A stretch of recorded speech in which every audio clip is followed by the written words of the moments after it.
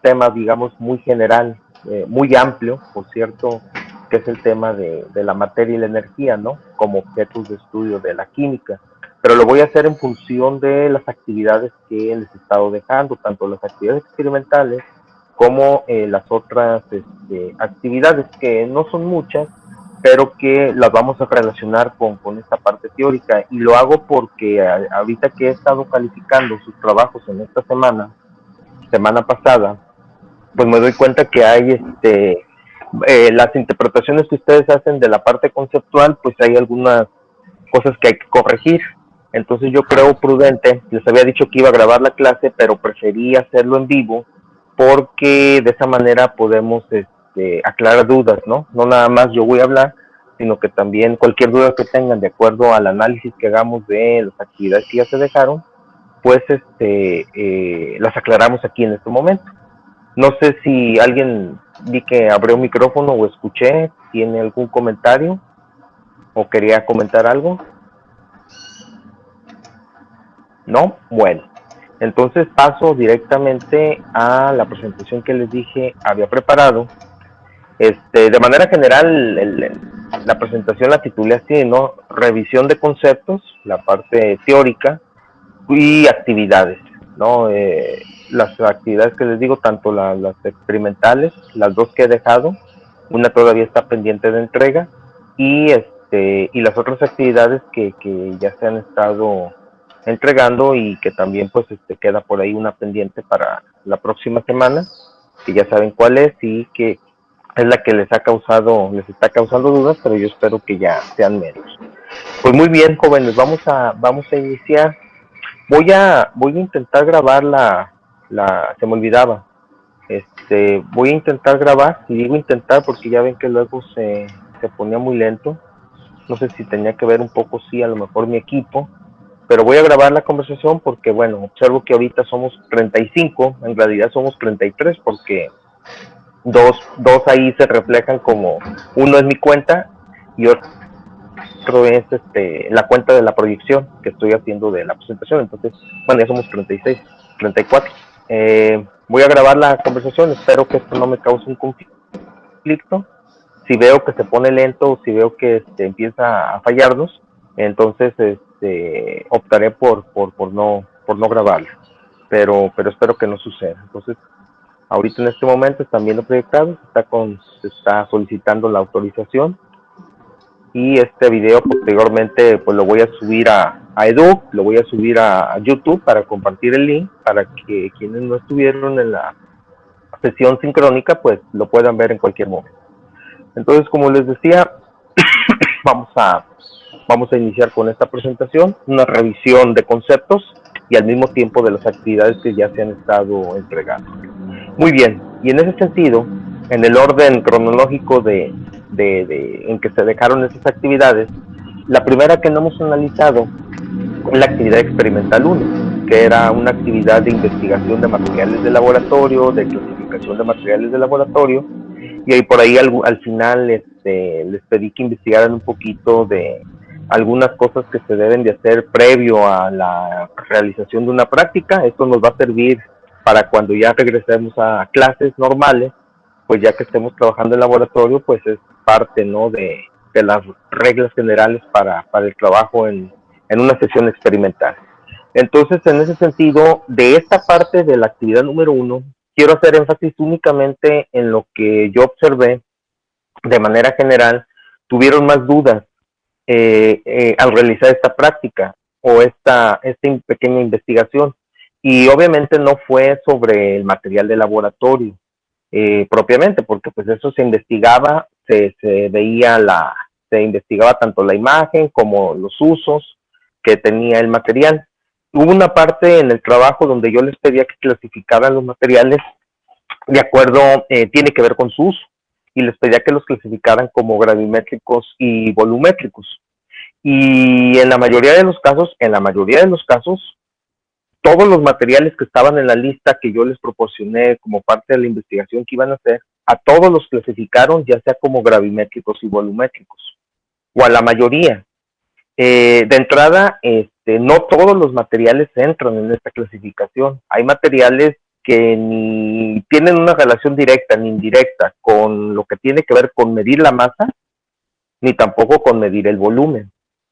Sí, en ese sentido, pues había materiales que ni siquiera teníamos que haberlos incluido.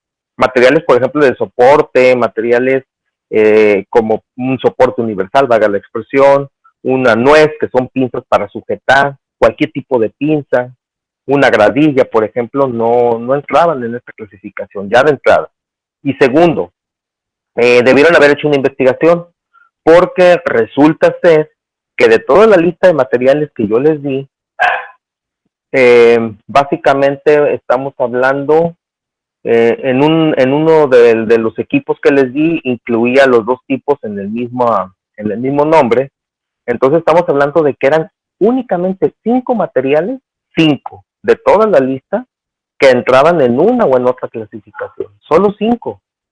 Todos los demás, y más que no les di, pero que son parte de materiales que se usan en un laboratorio, no entran en esta clasificación, porque si se hubiera investigado un poquito, hubieran llegado a la conclusión de que los únicos 4 materiales volumétricos, los únicos volumétricos, son los que ahí están proyectados. La pipeta graduada, la pipeta forada, que al final de cuentas estos dos son pipetas, ¿sí? La bureta, se parece mucho a la pipeta, nada más con la diferencia de que tiene aquí una mariposita, una llavecita, que permite la salida de los líquidos que vertamos a esa bureta, pero controlada. También acá con una perilla, puede haber perillas mecánicas, ya hay perillas electrónicas, controlan la entrada y salida de los líquidos por succión, ¿no? Tercer material es una probeta, y el cuarto material volumétrico es el matraz aforado. Estos son los únicos 4 materiales que son volumétricos. Y ustedes dirán, a ver, entonces el vaso precipitado tiene una escala, tiene numeritos, tiene, sí, un matraz Erlenmeyer igual, pero resulta ser que si hubieran investigado, cuando hablamos de material volumétrico, estamos refiriendo a material que cumple con 2 características que son básicas en la medición en laboratorio: precisión y exactitud. Si investigaron un poquito, parte de las preguntas iniciales que les dejé, que era por qué era importante medir, debieron haber encontrado estos 2 conceptos, precisión y exactitud. Y los únicos instrumentos que cumplen con estas 2 características, o material que cumple con estas características porque están calibrados y porque están desde el principio, desde que fueron elaborados, fueron probados que el volumen que dicen que contienen o que miden, lo hacen de manera muy cercana a la exactitud. No podemos decir que es 100% exacto. Por eso entra el concepto de exactitud y de precisión, porque también entra pues el error humano, ¿no? Quienes al final de cuentas hacen la medición y que utilizan estos materiales, pues es el humano, y entonces ahí hay un error. Pero de entrada, los 4 materiales volumétricos, es decir, que nos pueden servir para medir volúmenes con precisión y exactitud, son estos 4, ¿eh? El vaso precipitado no. De hecho, si ustedes vieron, analizaron imágenes del vaso precipitado, ahí donde está la graduación, donde están los numeritos y las escalas, viene un porcentaje de error, que generalmente es del 5%. Del 5%, es decir, tiene un más o menos 5% de error del volumen que dice que mide. Igual con el matraz Erlenmeyer, e igual con otros materiales que están graduados, pero que no son volumétricos como tal. ¿De acuerdo? Y en el caso de la gravimetría, pues el material gravimétrico que tiene que ver con la medición de la masa, pues todavía es más específico. Ahí básicamente quienes entran en un laboratorio son las balanzas, ¿sí? Por ahí también existen en física los dinamómetros, que miden en el aire el peso de un cuerpo, el peso, ojo, no es lo mismo masa que peso. Por ahí también debieron haber, en algún momento debieron haber visto en física, cuando llevan en secundaria, vieron la diferencia entre lo que es masa y espero, y lo que es peso. Sí, en ese sentido el peso solamente es una fuerza y que se relaciona, ya saben, con la gravedad. En cambio la masa es la cantidad de materia, ¿no? Es una magnitud escalar, es decir, tiene un número y tiene una unidad de medición. Por ejemplo, el kilogramo, 10 kilogramos, pues es una magnitud escalar. Son un número, 10, y una unidad de medición, que son en este caso los kilogramos. Pero bueno, ahorita vayamos al material. Existen dos tipos de balanzas, no básculas, no se equivoquen, en el laboratorio lo que utilizamos son balanzas. Existen dos tipos de balanza, unas que son las balanzas analíticas, ¿sí? Que son más precisas porque la escala de medición está en milésimas de gramo, pero eso también dificulta el que sean más precisas, dificulta la otra parte que es la exactitud. Como el hombre es quien mide y hay factores externos como la humedad, por ejemplo, que afectan la medición de la masa de cualquier cuerpo, pues evidentemente pueden ser más precisas, pero menos exactas por la acción del hombre, ¿no? Pero bueno, tenemos las balanzas analíticas, que esas, pues las son más propias de un laboratorio ya más especializado. Por ejemplo, en nuestro laboratorio, cuando lo conozcan, no tenemos balanzas analíticas. Los únicos tipos de balanzas que tenemos son del tipo granatario, que hay de dos tipos a su vez, las que son las mecánicas, las de 3 brazos, esta que tienen aquí en la parte inferior, que muchos me la pusieron, y también existen las balanzas granatarias electrónicas, que son menos precisas que las analíticas, ¿no? Se parecen mucho, de hecho, tienen por ahí su pantallita, pero por ejemplo, esta es en décimas, o a veces nada más en unidades de punto a la -1 gramo, ¿no? Es decir, todas son menos, menos precisas que una analítica. Las analíticas como esas, pues son más de laboratorios de química analítica, de algún laboratorio de control de calidad de alguna empresa, alguna fábrica que se dedica a la producción de alimentos o a la producción por ejemplo, de materiales pétreos, no sé, una cementera, cualquier industria, ¿no? Las balanzas de granatarias mecánicas como esta de 3 brazos, pues es la que comúnmente, creo que alguien quiere entrar a la sesión. Déjame checar. Perdone por poner la pantalla, me pusieron un mensaje. No, parece que no. Entonces, ese es el primer comentario que quiero hacer sobre esta actividad y el único, básicamente. Todo lo demás estuvo bien hecho. Por ahí también la clasificación de acuerdo a de qué están hechos los materiales. Si acaso haría el comentario de que en el caso de los materiales, hoy en día el material que más se utiliza en el laboratorio pues es el cristal y el metal, obviamente. Antes, por ejemplo, hablando de probetas, se hacían probetas de cristal y se hacían probetas de plástico. Es más común ya utilizarlas de cristal.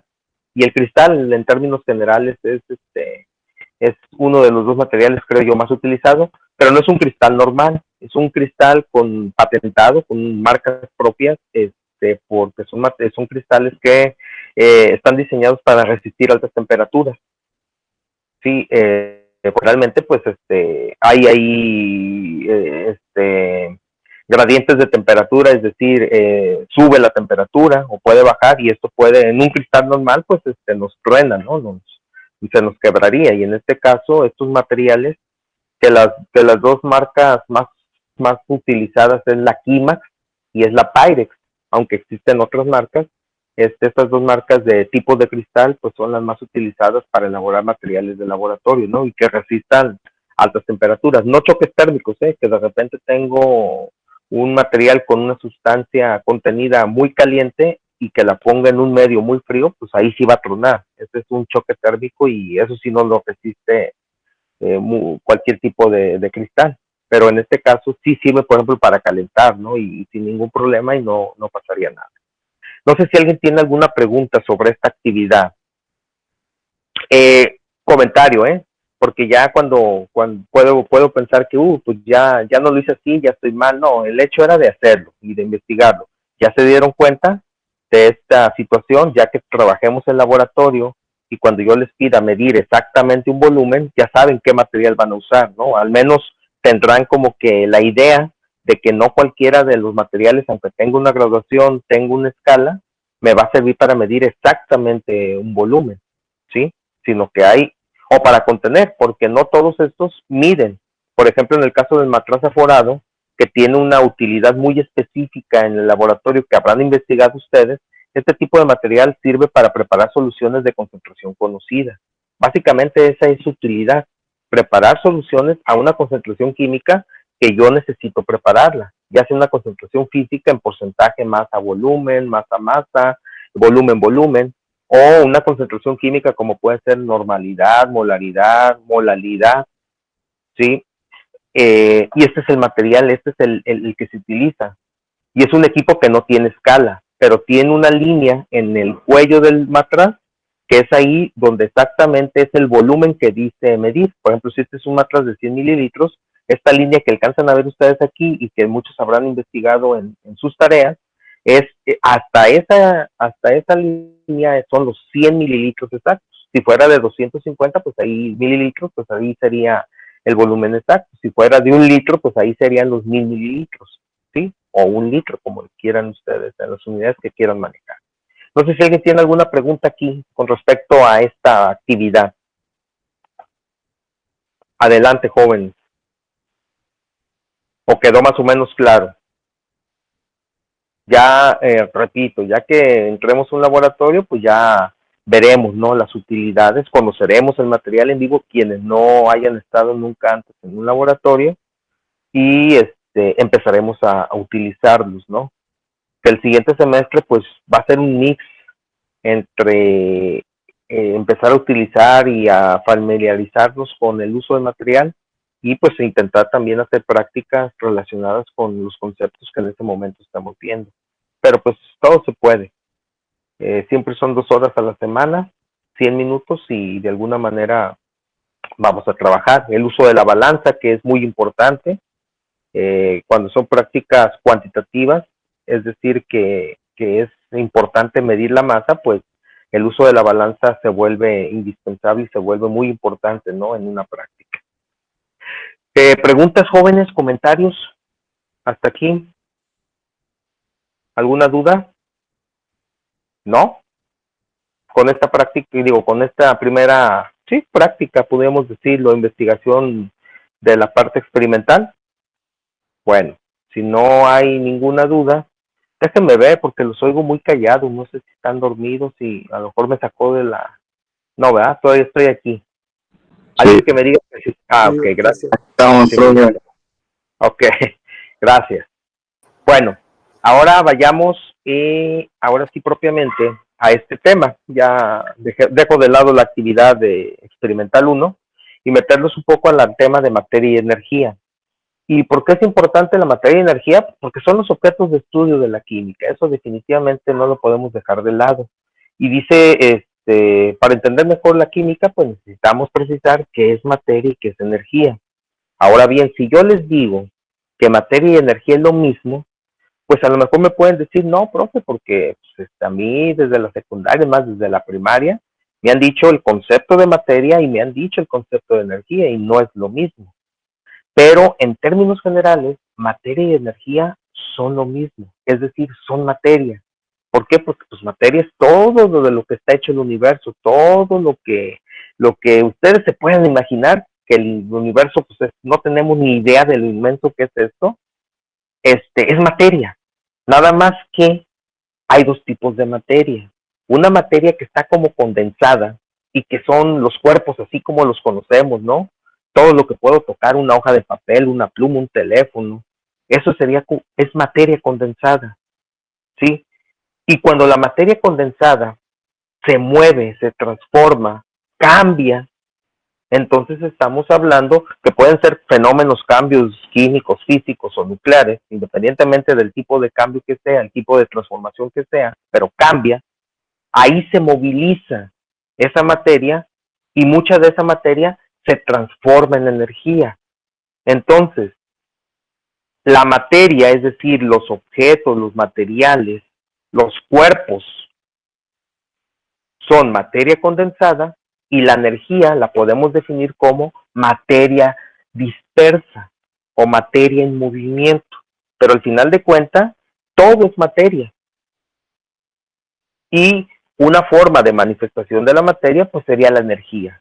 Entonces, básicamente, ese sería como que la forma de dividir, ¿no? Pero al final de cuentas, todo es materia. Ahora, en química nos vamos a interesar un poquito más por la materia de los cuerpos, es decir, la que puedo tocar.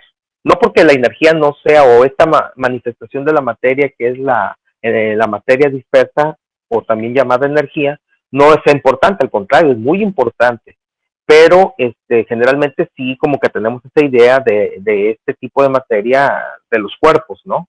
Aunque, repito, la energía es muy importante. Ahora bien, fíjense, hay una ecuación, incluso a lo mejor hasta una calca, alguna imagen alguna vez en su vida, y no necesariamente por una tarea de química o de alguna materia de ciencia experimental, han usado alguna imagen incluso con esta fórmula que es muy, muy conocida, esta ecuación física, química, matemática, sí, la de E igual a mc al cuadrado. Probablemente la han escuchado, la han visto. Pues les quiero decir que esta ecuación precisamente es la ecuación que hace la relación de materia y energía. ¿Sí? ¿Qué nos dice esta ecuación?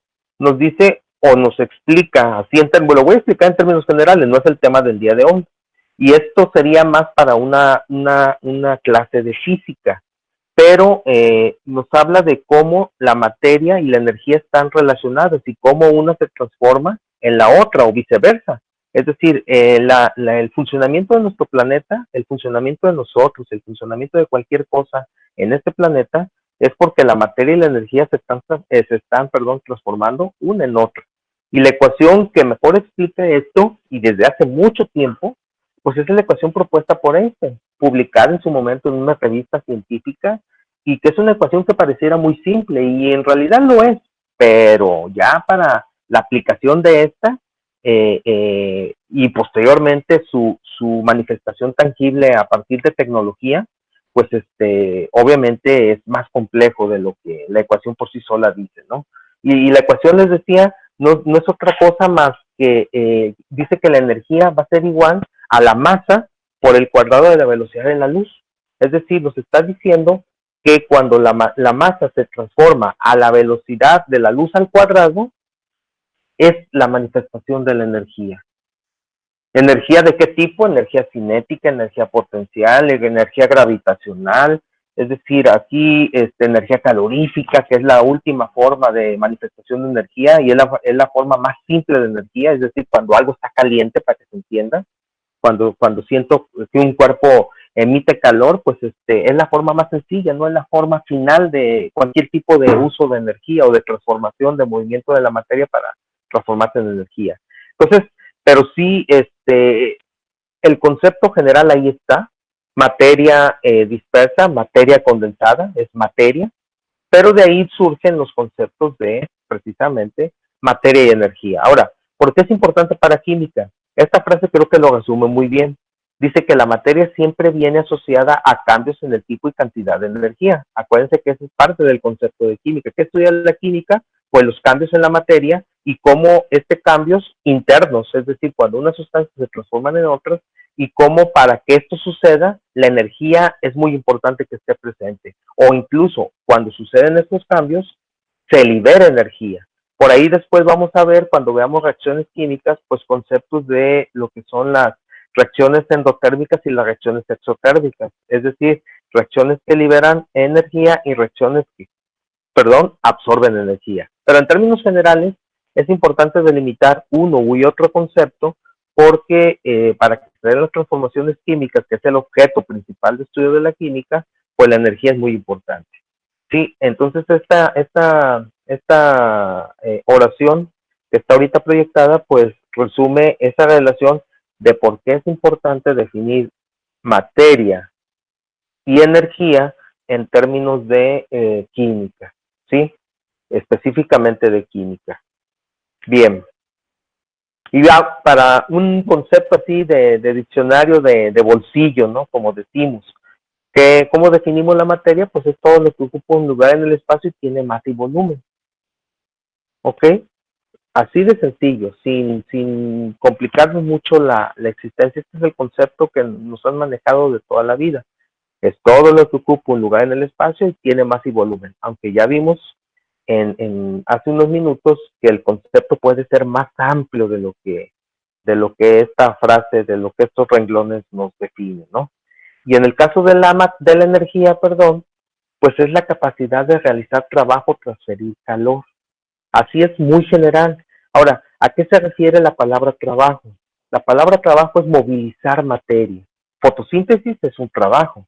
Nuestra respiración, ya sea la celular o la mecánica, la celular pues es la que se realiza, como su nombre lo indica, a nivel de las células para obtener energía, ¿no? ATP. La mecánica pues es esta inspiración, exhalación de aire, que a su vez ese aire sabemos contiene oxígeno y que será muy importante en las células para los procesos vitales, ¿no? De los organismos aerobios. Y otros organismos pues realizarán otro tipo de trabajos, pero al final, ¿qué estamos haciendo? Pues estamos realizando un trabajo porque el trabajo no es otra cosa, lo vimos creo que por ahí en el juego de la semana pasada alguien destapó la pregunta, pues cuando hablamos de trabajo, pues es movilizar la materia, y al movilizar la materia, pues obviamente esto se transforma y se necesita y al mismo tiempo se libera energía, ¿no? Y como les decía hace ratito, pues la forma más sencilla de manifestación de cualquier tipo de energía, pues es el calor, la energía calorífica. Esa es la forma final de transformación de cualquier tipo, perdón, de energía, el calor. Pero ahí están los conceptos, ¿sí? Era nada más para definir un poquito en qué nos vamos a enfocar. Ahora bien, vayamos a lo importante. Les dije que vamos a relacionarlo con las actividades que hemos estado haciendo. Ya que definimos materia y energía, voy a analizar la actividad 3 en función de cada una de las tablas que les dejé, porque cada tabla estaba relacionada con una parte del análisis de la materia y también del concepto de energía, ¿no? Y la actividad 3 eran tablas.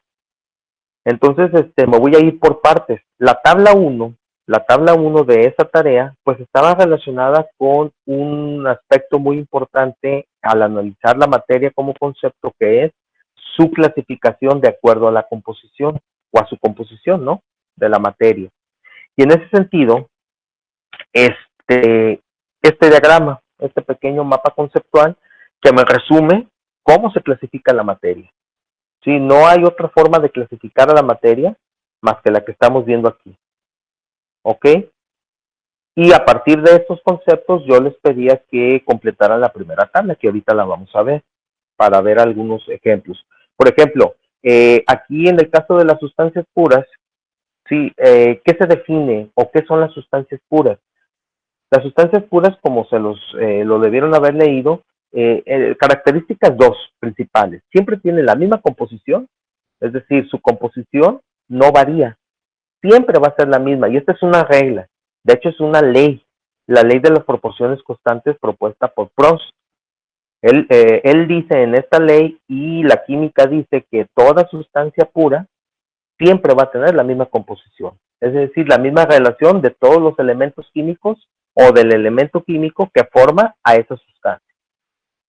Y otra característica, propiedad muy importante de las sustancias puras, es que sus propiedades físicas y químicas no varían, no varían. Es decir, no importa la cantidad que yo tenga de una sustancia, sus propiedades no van a variar, mientras la sustancia pura esté ahí. ¿Sí? Ahora, las sustancias puras se clasifican de dos maneras. Bueno, voy a ir primero en el concepto en la estructura del mapa, voy al otro tipo de sustancias, las sustancias impuras. ¿Impuras por qué? Porque no tienen estas características. Las sustancias impuras también son conocidas como mezclas, ¿no? Que son combinaciones físicas de estas.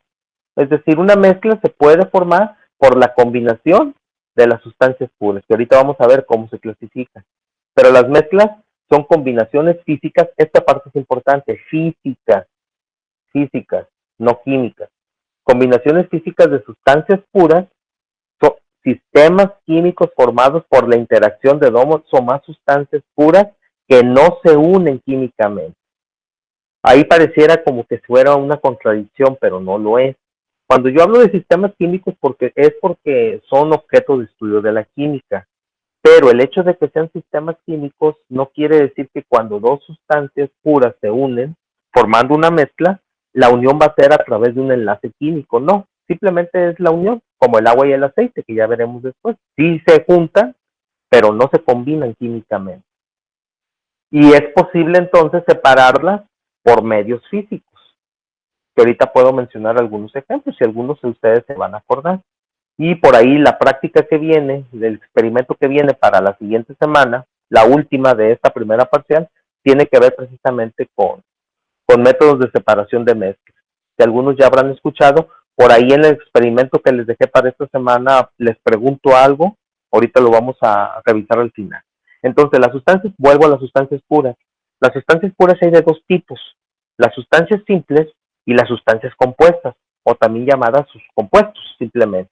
Una sustancia simple, ¿qué es? Pues es una sustancia formada por un solo tipo de elemento, un solo tipo de átomo. Muchos átomos juntos, pero del mismo tipo estos átomos, es decir, el mismo elemento, ¿sí? Eso es una sustancia simple. Si ustedes piensan en ahorita, por ejemplo, lo voy a poner aquí, en el oxígeno, O2, o el ozono, O3, aquí lo están viendo proyectado, o el fósforo, P4, o el azufre, S8, estamos hablando de sustancias simples. Sustancias simples, y ustedes dirán, pero no son 8, sí, pero son 8 azufres, 8 átomos de azufre. Este numerito que aquí entra como su índice es lo que llamamos, recordarán que en una de las preguntas del juego de la semana pasada, por ahí hablábamos de sustancias simples diatómicas, poliatómicas. En este caso, el numerito como subíndice en la parte de la derecha del símbolo químico, porque esa es la forma de caracterizar a las sustancias simples, porque tienen símbolo químico, los símbolos de los elementos, es así, es una forma de identificación de las sustancias simples. Las sustancias simples tienen símbolos químicos. El numerito que está en la parte inferior derecha me indica el número de átomos que yo puedo tener de ese único elemento, ¿sí? Y de ahí se desprende, por ejemplo, aquí el oxígeno O2 lo tengo como diatómico. Di, prefijo di quiere decir 2. La fórmula química del ozono es 3 oxígenos juntos, ¿sí? Es un compuesto triatómico. El fósforo aquí tiene 4 fósforos juntos, sería tetratómico. Y el azufre son 8 azufres juntos, sería octaatómico. Después de 2 ya le puedo llamar poliatómico, ¿no? Por lo de la pregunta de la semana pasada. Pero esas son las sustancias simples. Ya después, más adelante, cuando veamos clasificación de los elementos, propiedades periódicas de los elementos, que es un tema que viene más adelante, pues veremos esta clasificación de los elementos químicos en metales, no metales, metaloides, gases nobles, ¿no? Que no lo puse aquí en esta imagen, no está, pero que son parte de la clasificación de las sustancias simples, los elementos. Ahora bien, el otro tipo de sustancias puras es cuando esas sustancias simples se unen, pero químicamente. Aquí sí, la unión es química, es decir, a través de enlaces químicos. ¿Y qué nos forman? Cuando las sustancias simples se unen, pues nos forman los compuestos. Sustancias compuestas, ¿no? ¿Qué es una sustancia compuesta? Pues son sus combinaciones químicas de sustancias simples con fórmulas químicas definidas. Eso es muy importante. Esto es lo que hace diferente los compuestos de las mezclas. Las mezclas no tienen fórmulas, a veces tienen nombre, pero no tienen fórmula química, y los compuestos sí. Aquí los estoy viendo algunos ejemplos, presentan fórmulas químicas definidas y se obtienen por la combinación química de dos o más elementos. Dos o más elementos, ¿sí?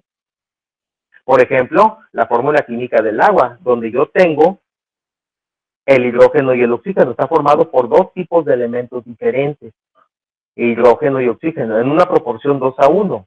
Dos átomos de hidrógeno y un átomo de oxígeno. En realidad son tres átomos. Y la fórmula química es constante, no cambia. No puede haber otra fórmula química para el agua más que esta, en esta proporción. Dos hidrógenos, un oxígeno. Este es el metano, CH4. La proporción es 4 átomos de hidrógeno, un átomo de carbono. Son 5 átomos en total, pero son dos elementos diferentes y están unidos químicamente. La del ácido sulfúrico, H2SO4.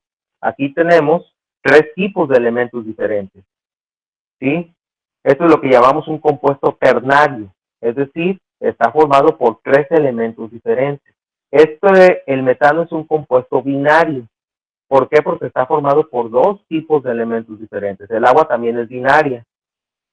Por ejemplo, es el alcohol etílico. es un compuesto químico orgánico.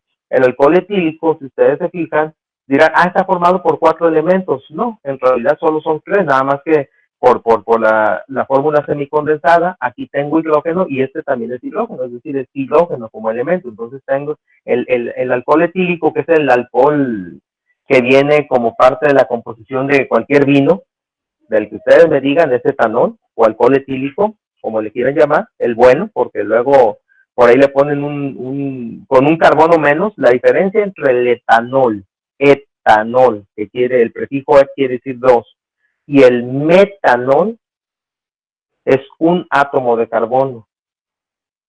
Y eso es lo que lo hace comestible y el metanol venenoso para el consumo humano. Pero es mucho más barato producir metanol que etanol. Por eso luego adulteran las bebidas con metanol pero la gente se muere, ¿no? Se intoxica y se muere. Pero bueno, este es un compuesto ternario: carbono, hidrógeno y oxígeno. Son 2 átomos de carbono, 6 de hidrógeno, 5 aquí más 1 acá, son 6, y 1 de oxígeno. Esa es la proporción y la fórmula no cambia. Este es el bicarbonato de sodio. Aquí sí es un compuesto cuaternario. Si se fijan, es sodio 1, hidrógeno 2, carbono 3, oxígeno 4 elementos diferentes. Es un compuesto cuaternario. Pero ¿cuántos átomos son en total? 3 oxígenos, más un carbono 4, más un hidrógeno 5, más un sodio, son 6 átomos en total. La atomicidad que le llamamos de un compuesto, ¿no? Es decir, el número de átomos totales que forman al compuesto independientemente de los elementos que lo forman. Y esos son los compuestos, jóvenes. Ahora las mezclas, pues sabemos que hay homogéneas y heterogéneas. A lo mejor este es un concepto más sencillo de entender. Las mezclas heterogéneas, pues sabemos que son aquellas en las que no hay una composición uniforme, es decir, se identifican las fases, se identifican los componentes de esa mezcla, de las sustancias que se unieron para formar esa mezcla. A simple vista, utilizando los sentidos, podemos nosotros sin problema identificar por color, por forma, podemos identificar cuál es una sustancia y cuál es otra, ¿sí? A diferencia de las mezclas homogéneas, en las cuales hay una composición uniforme y por lo tanto, al momento de que las sustancias se mezclan, no puedo distinguir cuál es una y cuál es otra. Pero ambas se pueden separar por métodos físicos. Estos también se pueden, los compuestos se pueden separar en los elementos que forman algún compuesto, nada más que la forma, los mecanismos de separar son procesos químicos. En cambio acá, en las mezclas se pueden separar por medios físicos, porque al final de cuentas solamente es una combinación física, no hay una combinación química entre los compuestos que forman cualquier tipo de mezcla, ¿sí? Y aquí, por ejemplo, surge el concepto de la disolución o soluciones, que es cuando dos sustancias puras se unen, generalmente una en estado líquido y la otra en estado sólido, y que de ahí deriva el concepto de soluto y solvente, ¿no? Y que sabemos que el soluto es una sustancia generalmente en estado sólido que se disuelve en otra sustancia en estado líquido llamado solvente o disolvente, y que existe, por ejemplo, ahí entraría una propiedad, y voy a hacer un paréntesis, una propiedad que es la solubilidad, para que esta formación de esta disolución se dé. Y por ahí el comentario que quería hacer es, en la práctica experimental 2 o en la actividad experimental 2, hay una de las 3 partes que les pido que hagan, tiene que ver con este concepto de la disolución. Ya ustedes piensen cuál es, de lo que se presenta en el video, ¿no? Y ya hablaremos ahorita del video.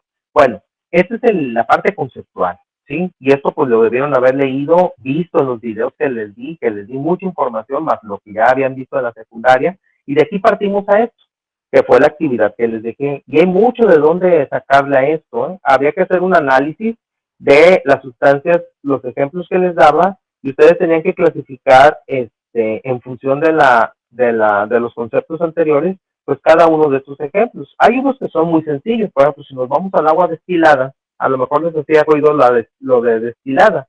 El agua destilada no es otra cosa más que un agua que fue sometida a un proceso de destilación.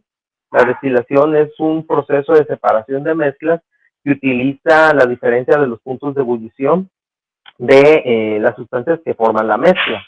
En este caso lo que se hace es someter a calentamiento y después a enfriamiento del agua. Es decir, primero el agua la llevamos de un estado líquido a un estado gaseoso, evaporación, y luego nuevamente la llevamos del estado gaseoso ahora al estado líquido, y lo que hacemos es separarle de las sales que puede tener ahí en la mezcla, ¿no? El agua de forma natural, pues sabemos que tiene alta concentración de sal, y depende de qué, si no es lo mismo un agua de Tecoman, que por ejemplo ahí sí es muy alta la concentración de sales, a lo mejor a un agua que podamos tener acá para Comala, ¿no? Por ejemplo, simplemente por decir de dos ejemplos de obtención de agua de manera natural. Pero bueno, el agua destilada pues es agua, al final de cuentas, y si analizamos un poquito los conceptos anteriores, pues obviamente al agua la debimos haber clasificado como un compuesto. Tiene fórmula H2O. Lo de destilada nada más es una característica, pero al final es agua. Entonces era un compuesto. ¿Y por qué justificado? Pues ya cada quien decía, ¿no? Pues ¿por qué? Pues al final de cuentas es hidrógeno y oxígeno unidos químicamente, tienen una fórmula definida, o ustedes pudieron haber puesto la justificación que ustedes hayan querido. Ahora bien, yo quiero hacer un énfasis en una, y no sé si alguien me pueda contestar rapidísimo. En la estatua, en el estatua de bronce, ¿qué pusieron? Alguien que me quiera contestar, ¿qué le pusieron ahí? ¿En dónde lo clasificaron? Es un elemento. Es un elemento. Si tú te vas a la tabla periódica, ¿cuál es el símbolo químico del bronce? No importa, no te preocupes. Tú dime, ¿cuál es el símbolo químico del bronce? Está en la tabla periódica. Lo puedes buscar, además, mira, yo te la pongo aquí. Tengo dos tablas periódicas, una interactiva muy buena. Se la recomiendo después. Se las voy a poner. Aquí, mira, lo buscamos. Pero voy a ser muy rápido para no detenerme. No es un elemento, ¿eh? Mande. ¿Mande? Cu es cobre, no es bronce. Aquí está el Cu. Cobre, miren. Ahí se ve en la parte izquierda arriba. Es el cobre.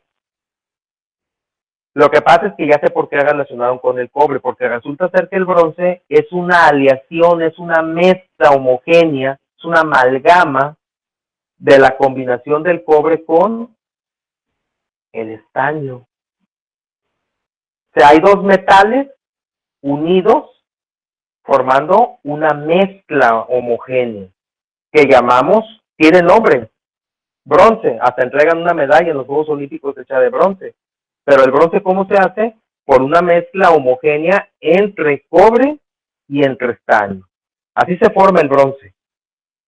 Dirán, acaba de decir que es una mezcla homogénea. No se identifica cuál es el estaño, cuál es el cobre. De hecho, son en una proporción más o menos equivalente. Pero entonces lo pueden separar por medios físicos, sí. Por ejemplo, si ustedes analizan en la parte de aquí del estaño, en la parte de la izquierda, aquí donde están las propiedades, se quita porque, pues, déjenme, pero aquí alcancen a ver ustedes, el punto de fusión son 231.93 grados centígrados. ¿Qué quiere decir esto? Ustedes ya lo deben de saber qué es el punto de fusión. Es cuando el estaño va a pasar del estado sólido, lo caliento, pasa al estado líquido. ¿Sí? A 231.93 grados centígrados, yo puedo pasar el estaño del estado sólido al estado líquido. Y fíjense, en el caso del cobre, esa misma propiedad, por ejemplo, por cierto, intrínseca física de la materia, que ahorita vamos a ver eso. En el caso del cobre, el punto de fusión es 1084.62, es mucho más alto que la del estaño. Y ustedes preguntarán, ¿cómo pudiera yo separar el estaño del cobre en el bronce? Pues calentándolo. Si yo lo caliento a 500 grados, ¿quién se va a pasar del estado sólido al estado líquido? El estaño. El estaño. ¿Y cómo va a quedar el cobre? Sólido. Caliente pero sólido. Y así de esa manera yo puedo separar el cobre del estaño y ya no tendría bronce. Ya estaría separando en los dos elementos que forman a esa mezcla. El bronce es una mezcla, ¿sí? No es un elemento químico. ¿De acuerdo? Y ese es el análisis que debieron haber hecho. por ejemplo, investigar de qué está hecha la tinta, se hubieran dado cuenta que es una mezcla homogénea porque está formada por la combinación de diferentes sustancias. Y al final iban a caer, pues, que son elementos químicos. Pues es la forma más simple de materia, ¿no? Las sustancias, de las sustancias puras, las sustancias simples, pues son los elementos. Yo, por ejemplo, moneda de plata, eso es muy interesante. La moneda de plata, ustedes han visto que luego dicen plata del punto 95 y plata del punto 92. ¿A qué creen que se refiere eso? Esos números que luego les dan como plata del punto 92, punto 95 es la pureza, porque resulta ser que la plata, por ejemplo el oro, luego que de 18 quilates, que de 24 quilates, lo que pasa es que este tipo de elementos preciosos que le llaman algunos, no son maleables al 100%, es decir, pura plata yo no pudiera hacer cadenas, yo no pudiera hacer medallas, yo no pudiera hacer monedas. El oro menos, porque es todavía menos maleable que la plata. Entonces, ¿qué necesito hacer yo para poder hacerlo maleable y poder hacer joyas, por ejemplo, hacer monedas de oro? Necesito combinarlo con otros elementos, hacer aleaciones. Y entonces, si yo les dije aquí una moneda de plata, si ustedes se hubieran puesto a investigar un poquito, se hubieran dado cuenta, muchos probablemente la clasificaron como elemento. Y está bien, pero en el sentido estricto de qué es una moneda de plata, no es pura plata. Por lo tanto, y se hubieran dado cuenta que muy probablemente, si fuera una moneda del punto 95 de pureza, estamos hablando que el 95% de esa moneda es plata. Pero entonces hay un 5% que no es plata, generalmente es cobre. O sea, las monedas de plata tienen un poquito de cobre. En el caso del oro, por ejemplo, un oro de 18 quilates, el oro se combina, si no mal recuerdo, con paladio y con plata también. Ajá, paladio y plata. Entonces, por ejemplo, en el caso del oro, no es 100% oro. Mientras más quilataje que tenga, es más puro, o hay una mayor cantidad de oro. Pero encontrar 100% oro no es posible porque no es maleable, no pudiera, o sea, no lo pudiéramos hacer hilos. Acuérdense que la maleabilidad es una propiedad física de la materia que me permite a mí, hacer hilos, ¿no? Manipular, pues, este elemento químico. Entonces, si ustedes oyen oro de 18 quilates, oro de 24, pues de entrada sí vale más el de 24 porque es más oro. En una misma cantidad, acuérdense que la masa es una propiedad general de la materia. Yo puedo tener 100 gramos de oro al de 24 quilates y 100 gramos de oro de 18 quilates, y ya ahorita por lo que estamos diciendo, sabemos que hay más oro en los 100 gramos de 24 quilates que oro en el de 18 quilates, aunque sea la misma masa. ¿Sí? Pero entonces ahí debieron haber investigado un poco simple y sencillamente. Sal de mesa, pues es cloruro de sodio, NaCl, es un compuesto.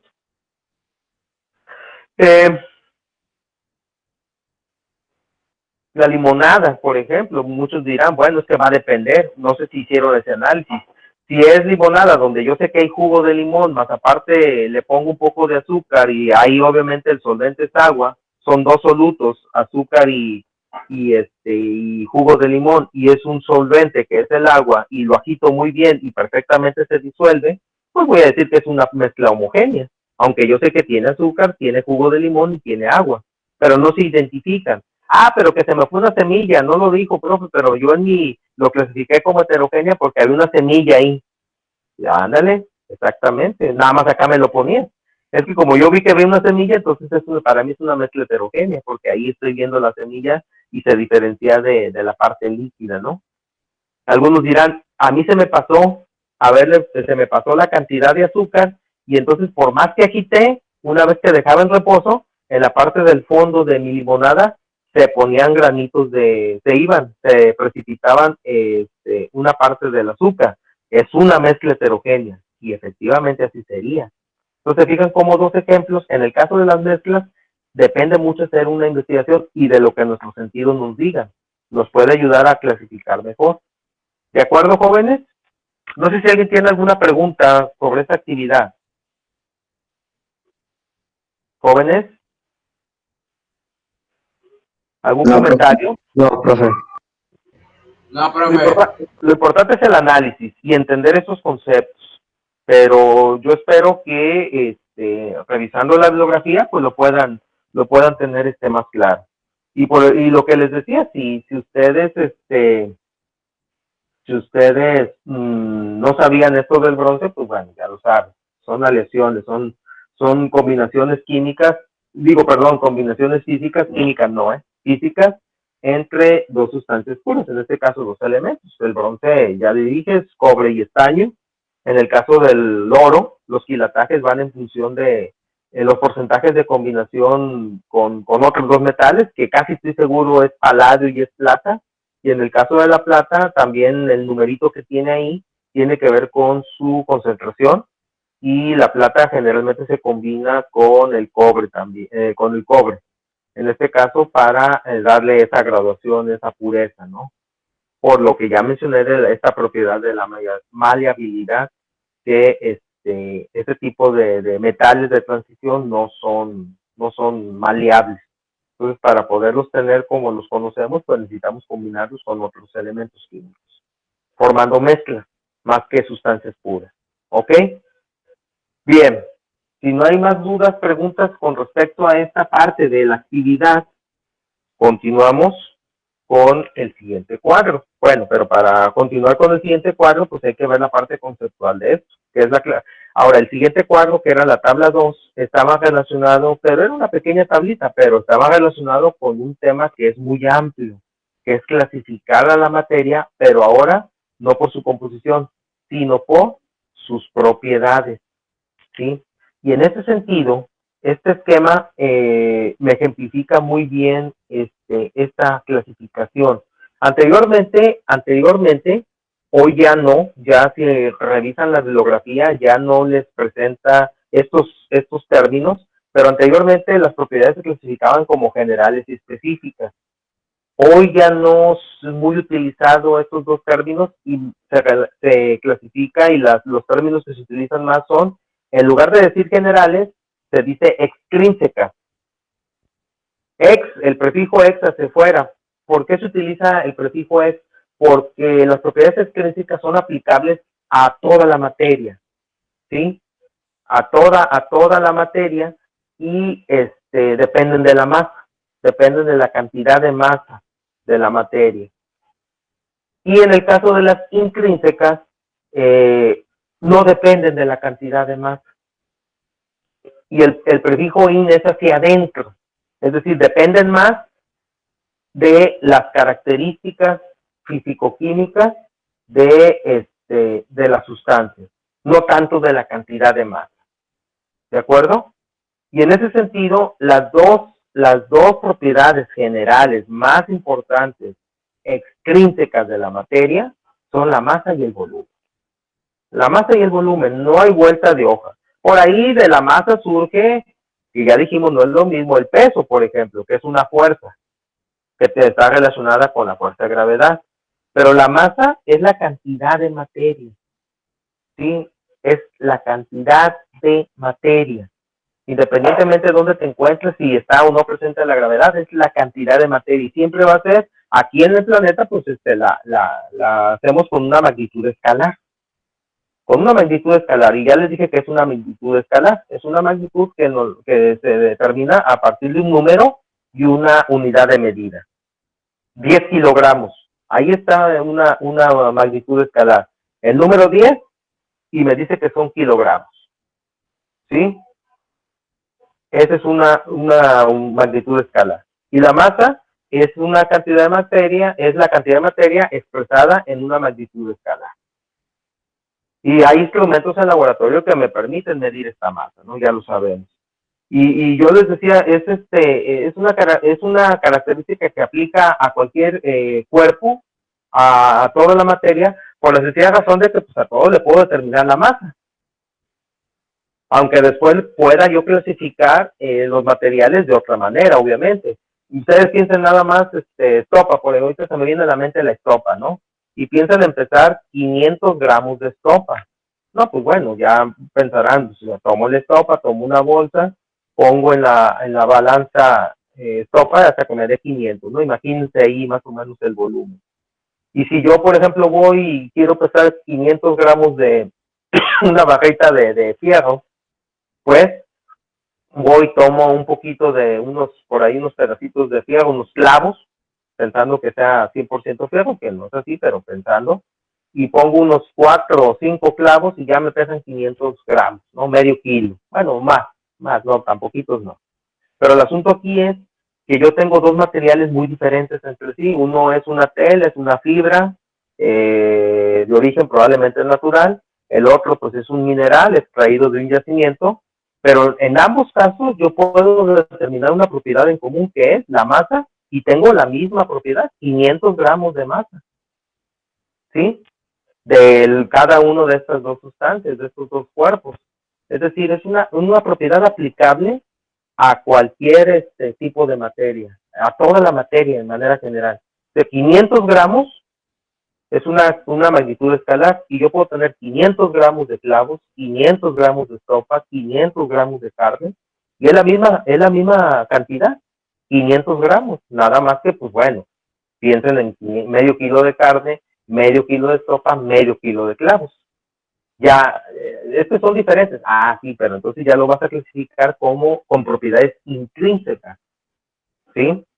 E igual el volumen es lo mismo. Yo puedo tener, nada más que aquí se define como el espacio que ocupa, no tanto la cantidad. En este caso el volumen se define como el espacio.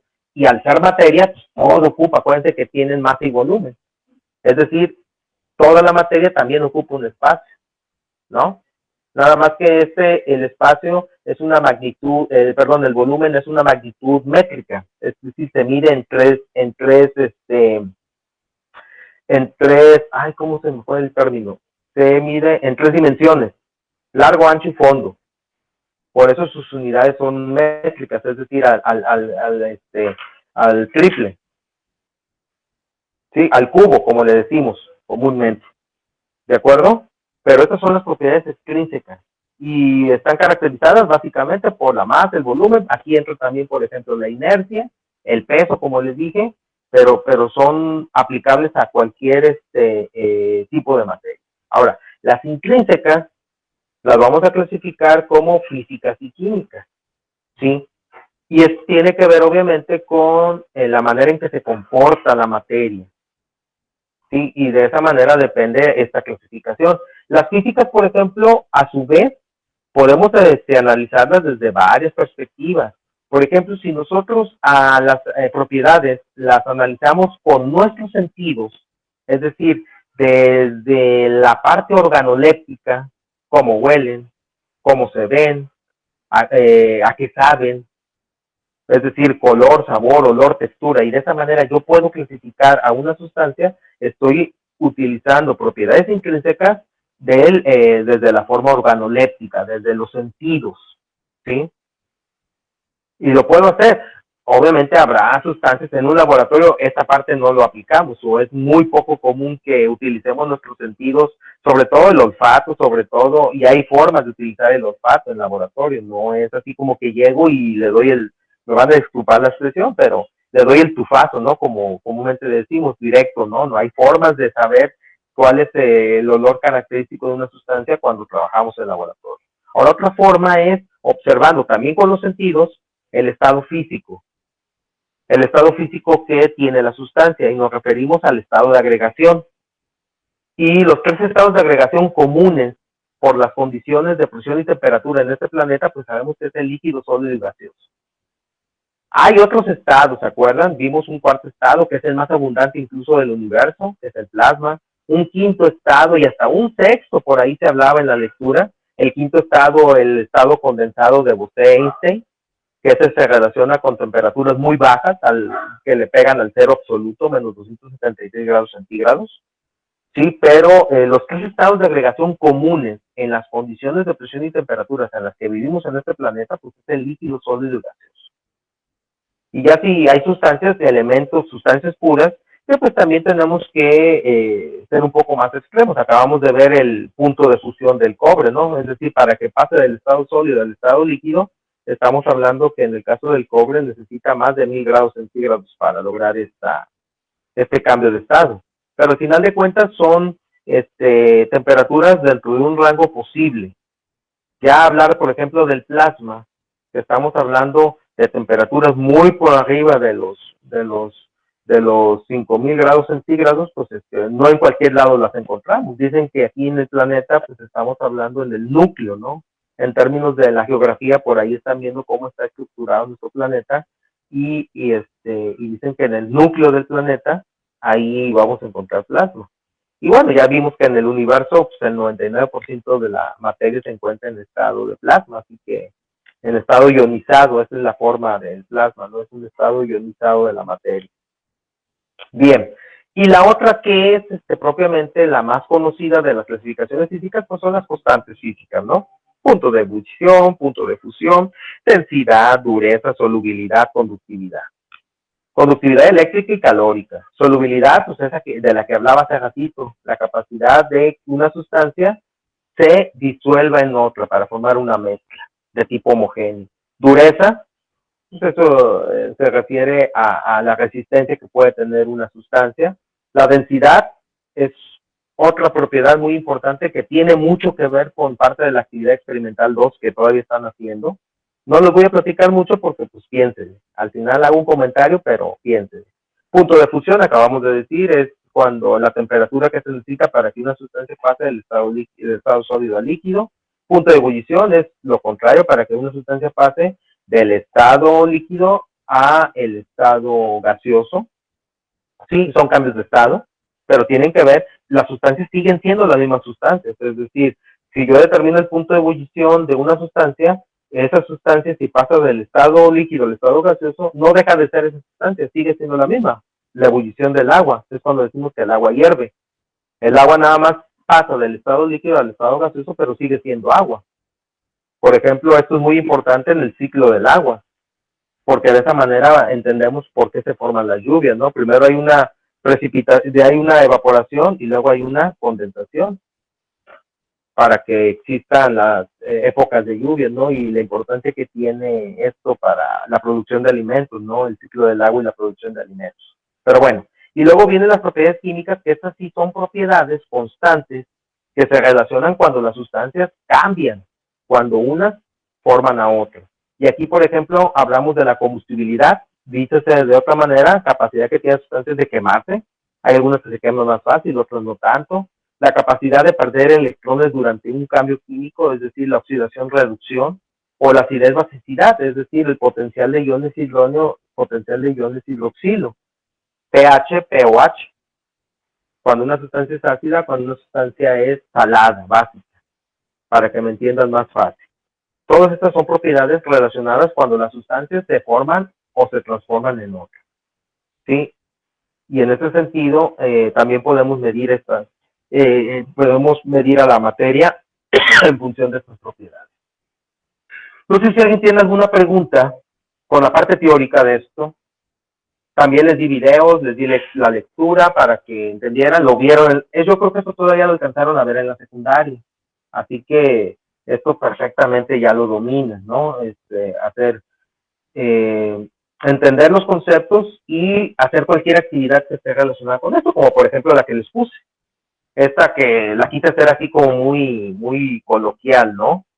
Si yo, por ejemplo, les daba, bueno, primero, los melones pesan 5.7 kilogramos. ¿A cuál propiedad de la materia me estaba refiriendo? Independientemente si es intrínseca o extrínseca. Me estaba refiriendo obviamente a la masa. No dejes correr tanta agua, se desperdicia. ¿A cuál de las que estaba aquí? Cuando dije tanta agua, me estaba refiriendo yo a una cantidad en volumen. Por lo tanto, a lo mejor en una forma muy coloquial, lo que quise decir, pues es esto, ¿no? El espacio del agua, porque al final de cuentas el agua, por su estado líquido, la forma en que la medimos es en función del espacio que ocupa, a diferencia de un sólido, lo medimos más por la masa. En este caso, a los líquidos los medimos más por el espacio que ocupan, es decir, por su volumen. Apágale la olla, ya está hirviendo el agua, hirviendo, lo acabo de mencionar hace ratito. ¿A cuál propiedad de la materia me estaba refiriendo? ¿Al cambio de estado o a la temperatura para que el agua pase del estado líquido al estado gaseoso? Es decir, punto de ebullición. Qué chistoso se evita el comer esa jícama con limón. Hiciste una cara de pachiches, es decir, ahí quien hizo que la cara de pachiches es así como la de viejito, para que me entiendan. No sé si me entendieron ese, nadie me preguntó, lo que quiere decir que si no me entendieron a mí, le preguntaron a sus papás. Esa es la cara de viejito, pues lo hicieron por lo ácido que estaba el limón, ¿no? ¿A qué otra propiedad me refería? Pues a la acidez. Muchachos, cuidado con ese líquido, pues aquí creo que se me cortó, no sé por qué, se puede dañar la tela de la ropa. ¿A qué propiedad me refiero? Si yo estaba hablando de que un líquido les iba a dañar, por ejemplo el cloro, que les caiga directamente, o algún ácido, que iban a destapar y que el ácido les cayó y nada más de repente ya vieron el orificio ahí en su camisa, en su pantalón. Pues me estaba refiriendo a la corrosión, ¿no? Que es una propiedad química de un cambio por las propiedades de acidez, basicidad o de, sí, acidez, basicidad básicamente, pero el término aquí era corrosión.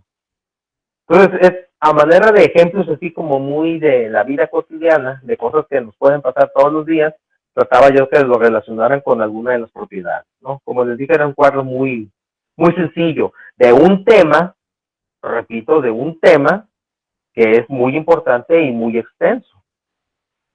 Sí, y que vuelvo a tratar en la actividad experimental 2 de alguna manera, ese tema. No sé si alguien tiene alguna pregunta, algún comentario, jóvenes. Jóvenes, ¿ya se durmieron? Es la primera clase formal que tenemos. Estamos, profe. Muy bien, perfecto. La tabla 3 de la misma actividad 3, la tabla 3, hacía referencia a los estados de agregación de la materia. Los estados de agregación de la materia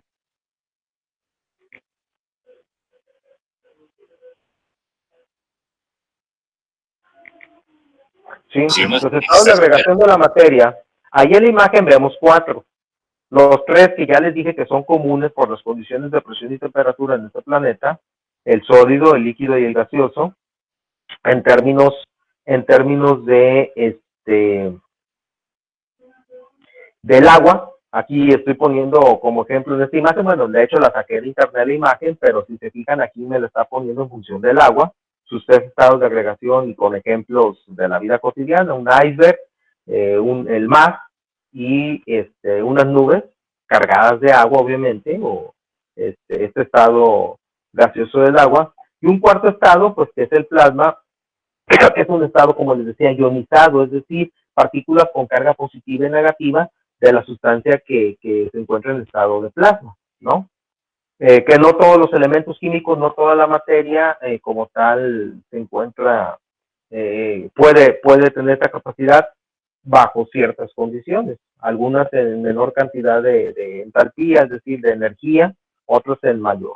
Pero bueno, aquí el asunto es los estados de agregación de la materia, comunes en esta parte del planeta, que son estos 3, y en esta imagen pues aparecía también el plasma, que es el cuarto estado. Y en ese sentido, pues tenemos que, lo que decía ahorita precisamente, tradicionalmente se suele decir que la materia se presenta en los 3 estados de agregación comunes, que es el sólido, con las características que la imagen me las dice por sí sola, el líquido y el gaseoso, ¿no? Vean ustedes las partículas en cada uno de los estados, pues cómo se encuentran dispuestas, cómo son, por ejemplo, de ahí vamos a deducir conceptos como cómo es la fuerza de cohesión aquí con respecto en un sólido con respecto a un líquido, con respecto a un gas, y en medio queda el estado líquido, ¿no? ¿Qué sucede con los espacios entre las moléculas?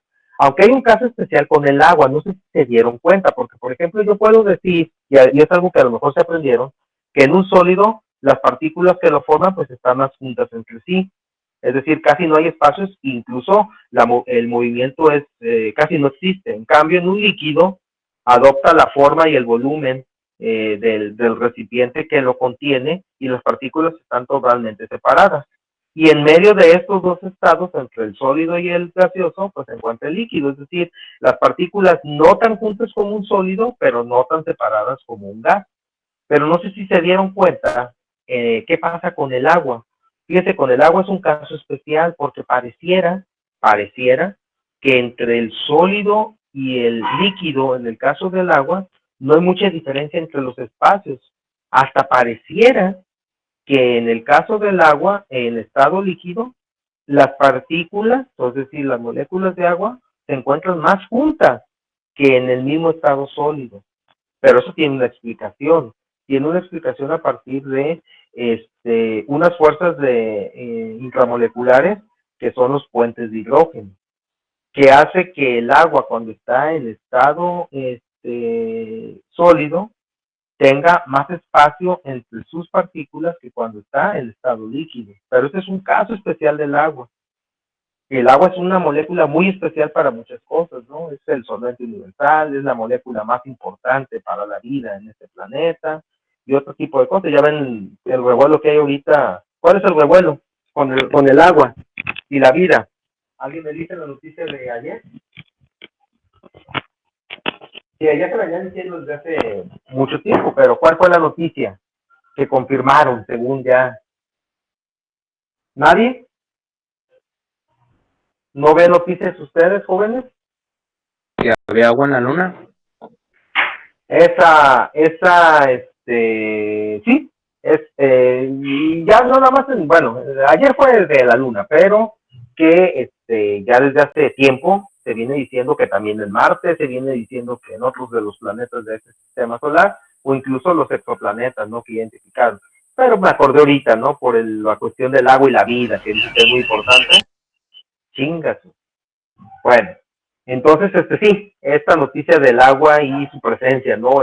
Fuera del planeta Tierra, que sería muy egoísta de nuestra parte pensar que somos la única forma de vida en el universo, que acabamos de decir que el universo es tan vasto y tan inmenso, pensar que somos la única forma de vida, no está comprobado, no tenemos evidencia, pero también no, sería muy, muy egoísta negar, ¿no? Nada más que, pues, como a lo mejor muchos han de decir, como este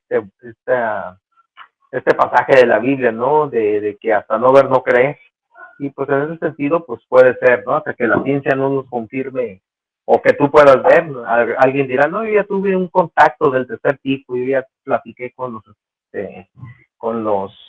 ¿cómo se le llaman? Los marcianos, los humanoides o los extraterrestres. Pero bueno, evidencia científica, pues todavía no, pero muy probablemente sí. Eso ya fue a la par. Bien, sobre los estados de agregación, pues simplemente rescatar conceptos que venían ahí en la información que les dejé leer, pues lo que ahorita de alguna manera mencioné así verbalmente. El sólido, pues es un estado de agregación con mucho orden, las partículas están fijas en posiciones determinadas, alta fuerza de cohesión. ¿Por qué? Porque pues al estar bien unidas entre sí, pues la fuerza entre ellas pues es alta, forma y volumen constante, ¿sí? Con el caso del líquido, menor desorden que los gases, pero más separados que los sólidos. Entonces, por eso ahí queda en medio, ¿no? Partículas tienen movimiento relativo entre sí, a diferencia de los sólidos, estas se mueven un poco más. Partículas en contacto unas con otras, forma determinada al recipiente que los contiene, eso es importante, o sea, adoptan la forma del recipiente donde están contenidos, y el volumen sí es constante, ahí sí también no puede variar el volumen, ¿no? Que ya dijimos que es el espacio que ocupa en este caso en el recipiente. Esto del movimiento, acuérdense, se relaciona con la viscosidad, que es una propiedad. Hay líquidos que tienen mayor capacidad de movimiento y hay otros, por ejemplo, el agua y el aceite, es muy diferente su viscosidad y a eso se refiere, ¿no? Hay una propiedad que determina esto del movimiento en los líquidos. Y el gaseoso es un desorden total, partículas tienen completa libertad de movimiento, partículas tienden a estar alejadas entre sí y forma y volumen variable. ¿De qué va a depender la forma y el volumen? Pues del recipiente. Puedo yo tener la misma cantidad de un gas en un recipiente de 1 kilogramo o en un recipiente pequeño, para que me entiendan, y la misma cantidad en un recipiente de 3 veces el tamaño, y el gas va a adoptar la forma y el volumen de acuerdo al tamaño del recipiente, a diferencia de los sólidos y los líquidos. Eso ya lo sabía, eso ya lo creo que no tenemos problemas. Y la actividad, la tabla que se relacionaba con eso, pues era muy simple también, honestamente. Era que ustedes vieran los ejemplos y que me dijeran cuál era el estado de agregación. Esta tabla es de primaria, de hecho, jóvenes. Aunque por ahí me encontré algunos con algún error. Arroz en un plato, pues me refiero al arroz, pues es un sólido, ¿no? Mercurio en un termómetro, puede ser una de las. ¿El mercurio en qué estado de agregación se encuentra? En el termómetro. Líquido. Es un líquido muy denso, muy denso, por lo tanto su viscosidad es muy alta, pero es líquido. El helio es un gas, sabemos de una densidad muy baja, por eso los globos con helio se elevan mucho. Agua que forma una nube, ahí el agua en la nube, pues es un gas, lo dijimos, previo a la condensación, es decir, a que llueva. Café caliente en una taza, pues caliente o como, pero pues es líquido. Y el aire del medio ambiente, pues también es un gas, ¿no? Los plátanos fritos, pues es un sol. Digo, era muy simple, pero era para relacionar estos conceptos. Yo espero que, aunque por ahí, sobre todo en esta del mercurio, algunos se equivocaron y lo pusieron como un sólido. No, es un líquido muy denso, pero es su forma natural en condiciones es líquido. Pero esa densidad y la presión atmosférica, pues nos ayuda a este invento muy importante, pues que son los termómetros, ¿no? Y el uso que tienen pues para la industria, para la salud, ya sabes, todos los usos que tienen el termómetro los termómetros de mercurio. Muy bien. Y los cambios y las transformaciones de la materia, pues se van a la tabla 4 y 5, ¿no? Los cambios no son otra cosa más que las transformaciones de la materia, es decir, que la materia se puede transformar de forma nada más, o se puede transformar en otras sustancias. De aquí viene y depende si el cambio es físico, si es químico o es nuclear. Que los cambios nucleares y los químicos, en ambos casos las sustancias se transforman en otras. La diferencia entre un cambio químico y uno nuclear es la cantidad de energía implicada. En el cambio químico puede ser una cantidad alta de energía, pero nada comparada con la cantidad de energía que se maneja en un cambio nuclear. Cuando dos núcleos de dos elementos se unen, lo que llamamos una fusión nuclear, la cantidad de energía implicada es grandísima. O viceversa, cuando el núcleo de un elemento se destruye, hay elementos químicos de sustancias puras, de sustancias simples, que un solo átomo de ese elemento puede contener una cantidad de energía impresionante. El hidrógeno es un ejemplo, ¿no? Y los materiales radioactivos son otro ejemplo de este tipo de sustancias que pueden almacenar una gran cantidad de energía en sus núcleos. Y que cuando estos, repito, se juntan, fusión, se destruyen, fisión nuclear, se libera o se forma una gran cantidad de energía. Al final en forma de calor, pero es una gran cantidad de energía. ¿De acuerdo? Y esa es la diferencia con ambos, la materia se transforma en otra, nada más la diferencia es entre el cambio químico y el cambio nuclear, la cantidad de energía implicada en el cambio, ¿no? Y en el caso de los cambios físicos, pues ahí no hay transformación sí hay energía implicada, pero no hay transformación interna de la materia, es decir, las sustancias siguen siendo las mismas. Aquello de tiro la liga, aquello de rompo la hoja de papel, pues el papel sigue siendo papel y la composición sigue siendo la misma, nada más ahora en pedacitos. La liga pues se estira y vuelve a su forma original, aunque muchos dirán, pero de tanto estirar la liga se puede romper. Pero la liga sigue ahí, nada más habría que determinar en qué momento la estructura se dio por aquello de la flexibilidad, que es una propiedad que podemos medir física de la materia. Pero no hay una transformación de una sustancia en otra porque la liga se rompe, porque el papel se rompe. Sigue siendo la misma composición química, no hay formación de sustancias nuevas. Bien, y en ese sentido, pues lo que les dejé aquí, pues fue hacer un análisis. Bueno, primero la parte conceptual, era lo que les decía. La madera, el carbón, las telas arden, el agua se evapora o solidifica, el hierro se oxida, ¿no? La leche se agria cuando se echa a perder o cuando se acidifica y que empieza a hacer grumos.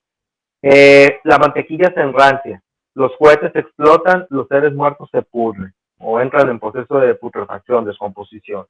Es decir, todos estos son cambios. ¿Cómo le llamamos estos cambios, jóvenes? Cambios físicos o químicos. Hay otra forma, que ahí en la lectura lo decía y que en el juego del otro día lo mencioné. ¿Se acuerdan? ¿Cómo le llamamos a los cambios? Puede ser en el examen. Fenómenos, jóvenes. Un fenómeno es un cambio. Hay fenómenos físicos, cambios físicos, fenómenos químicos, cambios químicos, o fenómenos nucleares, cambios nucleares. ¿De acuerdo? ¿Qué es esto? Tipos de cambios, transformaciones físicos, cuando se cambia solo la forma, el estado de agregación, la posición, pero siguen siendo las mismas sustancias. Cambios químicos, cuando se obtiene una nueva sustancia con propiedades distintas y se puede perder las que ya se tenían, obviamente. La energía desprendida o absorbida es mayor que cuál, que los físicos. Pero los nucleares es cuando se modifica la constitución de un núcleo del átomo.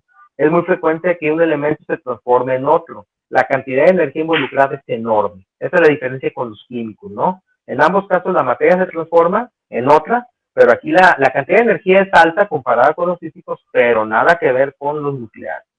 En el Sol, esta es una imagen del Sol, eso que ven aquí. En el Sol, lo que sucede es fusión de átomos de hidrógeno, isótopos de átomos de hidrógeno. Se fusionan isótopos de átomos de hidrógeno y el elemento químico que se forma a partir de la fusión es el helio. En lo que se está produciendo en el Sol es helio, a partir de isótopos del átomo de hidrógeno. Y es una fusión nuclear. Dos núcleos de dos átomos de dos isótopos de hidrógeno se unen formando un átomo de helio. O bueno, en el balance de la ecuación ya tendremos que hacerla, pero es helio. ¿De acuerdo? Estas son las transformaciones. Y de esto les pedí esto. Que yo les daba ejemplos y que ustedes me dijeran después de que hicieran la interpretación de los sucesos si era un cambio físico con una F, un cambio químico con una Q o un cambio nuclear con una N. Evaporación del cloroformo, pues pasa del estado líquido al estado gaseoso por la acción de la temperatura o la presión, pero sigue siendo cloroformo. Es un cambio físico. Hervir agua para café, exactamente lo mismo que el anterior, es un cambio físico, porque el agua sigue siendo agua, nada más que pasó al estado gaseoso. Lo puedo regresar nuevamente al estado líquido, pues bajando la temperatura, ¿no? Y se condensa y vuelve. Preparar huevos fritos al gusto, aquí sí. El huevo, la estructura, la composición del huevo, al momento de que lo someto a calentamiento, pues se va, las proteínas se rompen, se desnaturalizan y pasan a ser otras sustancias diferentes.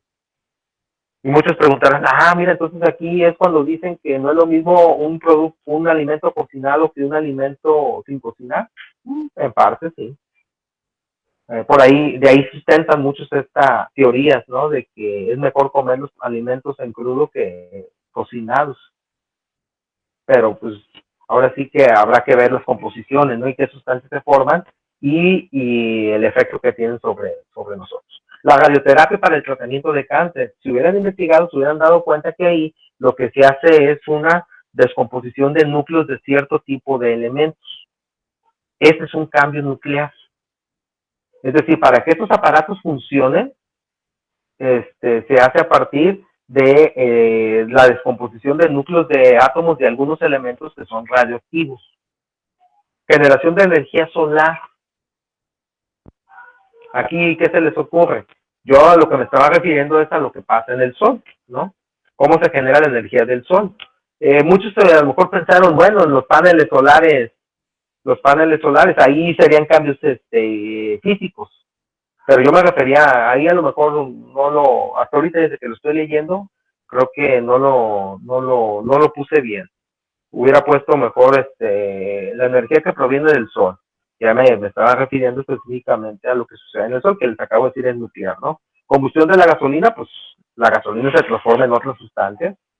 Dióxido de carbono es una parte que se va al aire, otro tipo de sustancias que son contaminantes del aire, etcétera. Fundir cobre, nada más es pasarlo del estado sólido al estado líquido, sigue siendo cobre, aunque ya dijimos que es una aleación, pero eso es diferente a qué tipo de cambio está sucediendo. Cortar un trozo de tela, pues también es físico, ambos, fundir y digestión de los alimentos, pues ahí también es químico, ¿no? La digestión es un proceso químico de transformación de las sustancias,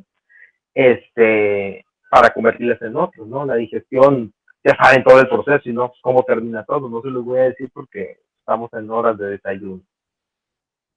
Esta es la parte, esto es lo que se relaciona con la siguiente tabla. Una cosa son el tipo de cambios, que pueden ser químicos, físicos o nucleares, y otra es nada más la parte física, los cambios de estados de agregación. Y esta tablita que venía en las lecturas que les di es, pues, ¿cómo le llamamos a cada cambio de estado de acuerdo a si pasan del estado sólido al estado líquido? Pues esa es una fusión. Pero si es al revés, del estado líquido al estado sólido, pues es una solidificación. Y si pasa, por ejemplo, del estado sólido al estado gaseoso sin pasar por el líquido, pues es del sólido al gas, pues es una sublimación. Pero si pasa del gas al líquido sin pasar por del gas, perdón, al sólido sin pasar por el líquido, pues es una deposición, o también le llaman algunos sublimación inversa, ¿no? O regresiva. Y cuando pasa del estado líquido al estado gaseoso, directamente, pues es una evaporación o vaporización. Y viceversa, del gas al líquido, pues condensación. Y de gas a plasma, pues es una ionización. Y cuando baja la temperatura, porque ahorita les voy a decir esta flechita que me indica. Cuando tú le bajas la temperatura al plasma, pues es una desionización, es decir, vuelven a unirse los átomos con cargas eléctricas para formar gas. O sea, todo tiene una relación en los cambios de estado, pero son cambios físicos. Las sustancias siguen siendo las mismas, simplemente cambiaron de estado físico. Y aquí, ¿por qué puse entalpía del sistema? La entalpía se refiere a la energía, el gradiente de energía que se da al momento del cambio de estado, es decir, más o menos energía. Así de sencillo. A mayor temperatura, y la manifestación es el calor en forma de temperatura. A mayor temperatura, un sólido se convierte en líquido y un líquido después pasa al estado gaseoso. Aunque hay sólidos que directamente pasan al gas sin pasar por el líquido, ¿no? Ya veremos algunos ejemplos cuando haya chance ahí en el laboratorio. Y si sigo subiendo la temperatura, pues un líquido después pasa al estado gaseoso. Ahora, no nada más la temperatura es un factor que provoca los cambios de estado de agregación. ¿Quién recuerda otro factor, aparte de la temperatura, que puede hacer que las sustancias cambien, tengan un cambio físico? Aparte de la temperatura, jóvenes. ¿Cómo, profe? Sí, que aparte de la temperatura, que yo dije que subiendo la temperatura, un sólido puede pasar al estado líquido o si lo subo más al estado gaseoso. Aparte de variar la temperatura, ¿qué otro factor puedo variar para que las sustancias cambien de estado de agregación? ¿El frío?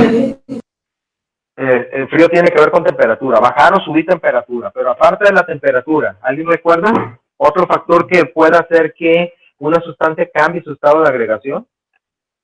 La fuerza. Tiene que ver con fuerza aplicada. Es ¿La presión? Presión, exactamente. Presión. Yo puedo ejercer más o menos presión porque al final de cuentas, acuérdense que el estado sólido es cuando las moléculas están juntas. Si yo tengo un líquido y le aplico mucha presión, voy a hacer que esas moléculas se junten cada vez más y llegue al estado sólido. Hagan la prueba con una jeringa. Quítenle la aguja, no lo vayan a hacer con la aguja, y agarran un poco, ahorita que la humedad del ambiente es alta, agarran un poco de aire, así pues llénenlo de aire, y empiecen a hacer presión sobre una superficie. Van a ver que en el interior de la jeringa, con el émbolo haciendo presión, se va a empezar a condensar, se va a empezar como llamamos, lo que pasa en la mañana, la brisa, la brisa no,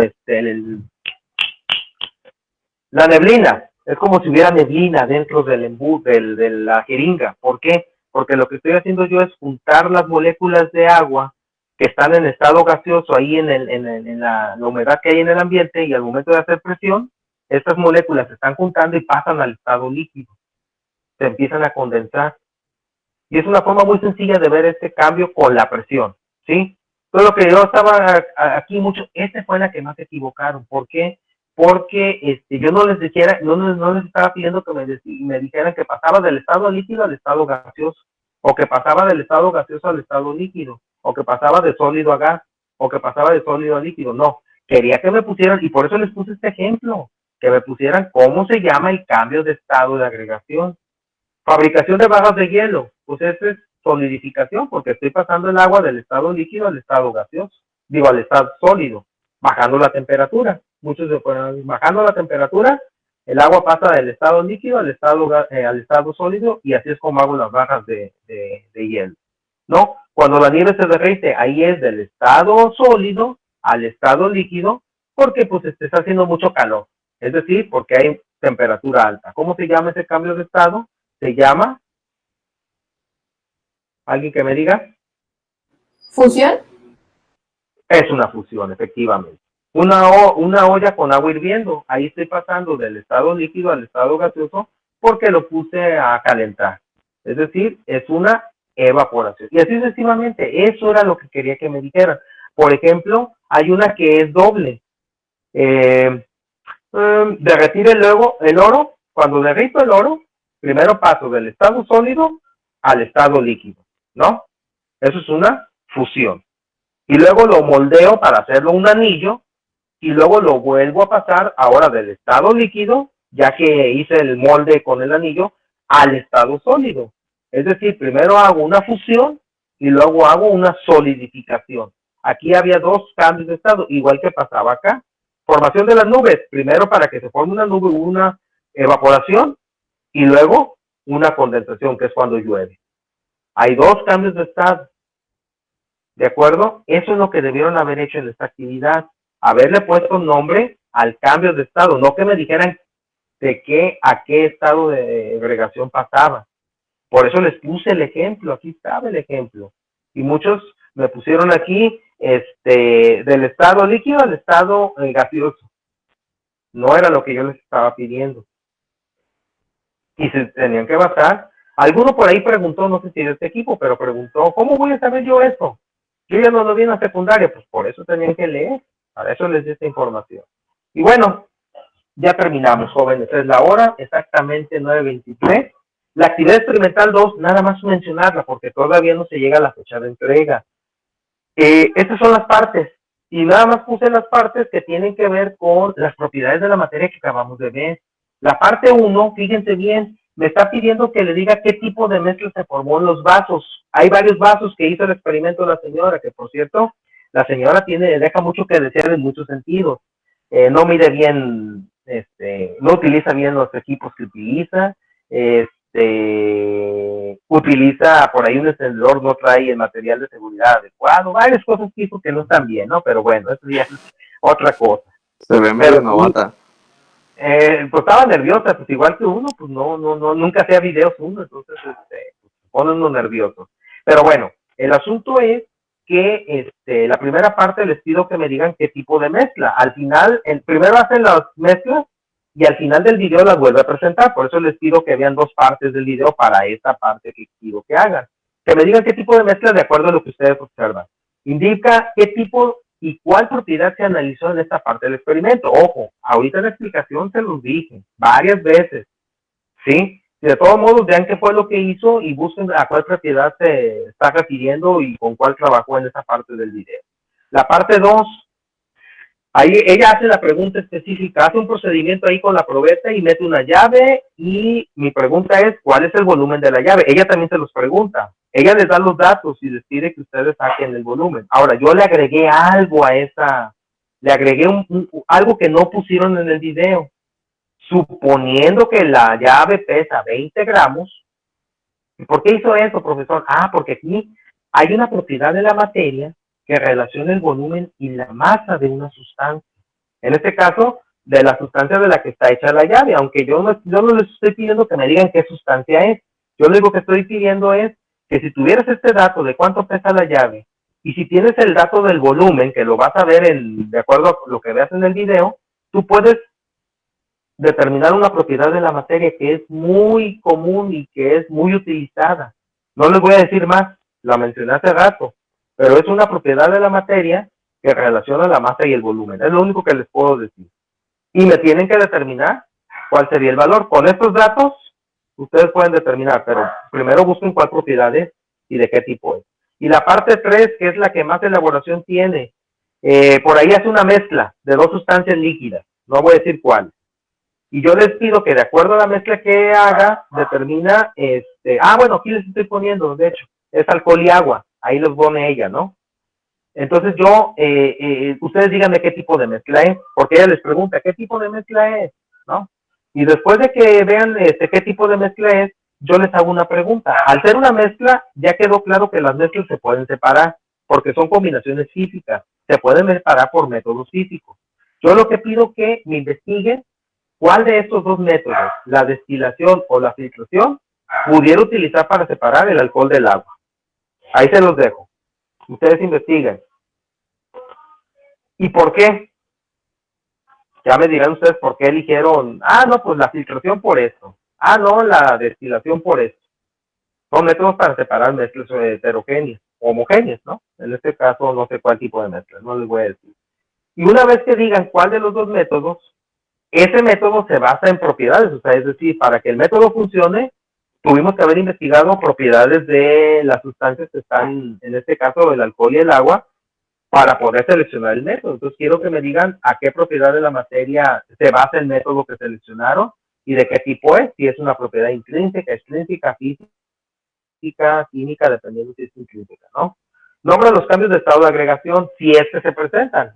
Eso pues ya ustedes tendrán que ver si el método que utilizan para separar la mezcla implica cambios de transformación física de la materia, es decir, de estados de agregación. Y ya, es todo lo que les pido. Esta todavía tiene de fecha de entrega, creo que hasta el jueves, pero ya con esta explicación, pues yo creo que pueden tener como una mayor idea de qué se trata, ¿no? Y jóvenes, yo terminé, fue una clase, pues ahora sí extensa, espero no los haya aburrido. Siempre la química, pues no es la mejor manera.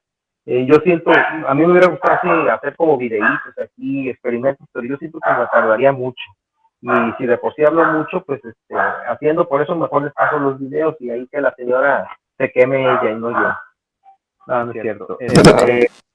No sé si tienen alguna otra pregunta, algún comentario, alguna sugerencia. Revisamos así muy general varios temas que son importantes, que en una clase normal a lo mejor nos llevaría mucho más tiempo, pero bueno, era la manera de verlo, ¿no? Y que no tuvieran tantas dudas.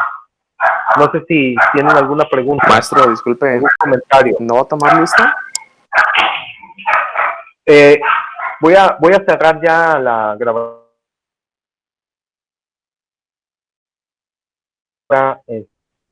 Aquí la grabación es acá. Permítame, déjame nomás.